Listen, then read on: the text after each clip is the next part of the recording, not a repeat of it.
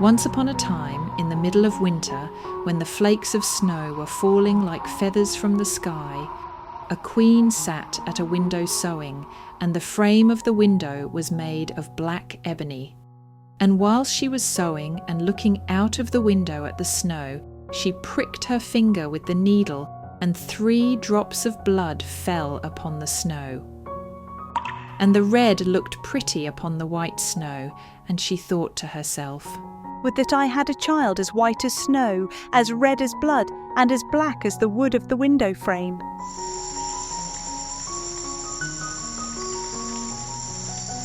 Soon after that, she had a little daughter, who was as white as snow and as red as blood, and her hair was as black as ebony.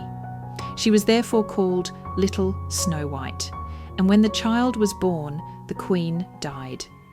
After a year had passed, the king took to himself another wife. She was a beautiful woman, but proud and haughty, and she could not bear that anyone else should surpass her in beauty.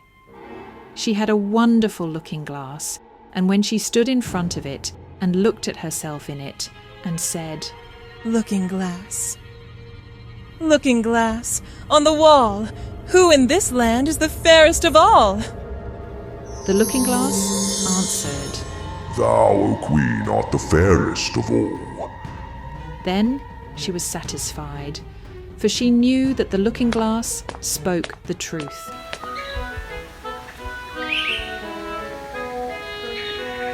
But little Snow White was growing up and grew more and more beautiful. When she was 7 years old, she was as beautiful as the day, and more beautiful than the queen herself.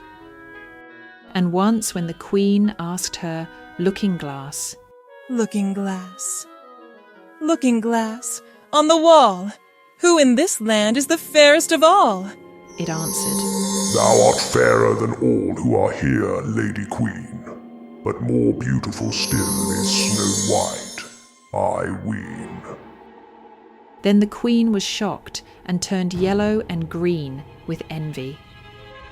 From that hour, whenever she looked at little Snow White, her heart heaved in her breast. She hated the maiden so much.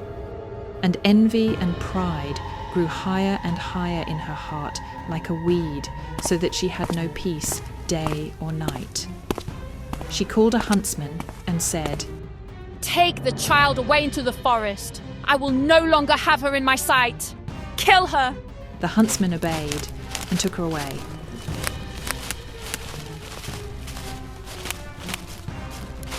But when he had drawn his knife and was about to pierce little Snow White's innocent heart, she began to weep and said, "Ah, dear huntsman, leave me my life. I'll run away into the wild forest and never come home again." And as she was so beautiful, the huntsman had pity on her and said, "Run away then, you poor child. The wild beasts will soon have devoured you," thought he. And yet it seemed as if a stone had been rolled from his heart, since it was no longer needful for him to kill her. But now the poor child was all alone in the great forest, and so terrified that she looked at every leaf of every tree and did not know what to do. Then she began to run and ran over sharp stones and through thorns, and the wild beasts ran past her but did her no harm. She ran as long as her feet would go until it was almost evening. Then she saw a little cottage and went into it to rest herself. Everything in the cottage was small, but neater and cleaner than can be told.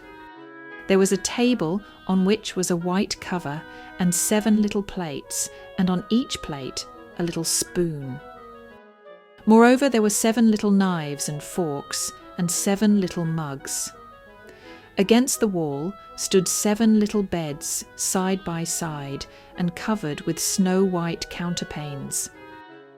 Little Snow White was so hungry and thirsty that she ate some vegetables and bread from each plate and drank a drop of wine out of each mug, for she did not wish to take all from one only. Then, as she was so tired, she laid herself down on one of the little beds, but none of them suited her. One was too long, another too short, but at last she found that the 7th one was right, so she remained in it, said a prayer, and went to sleep.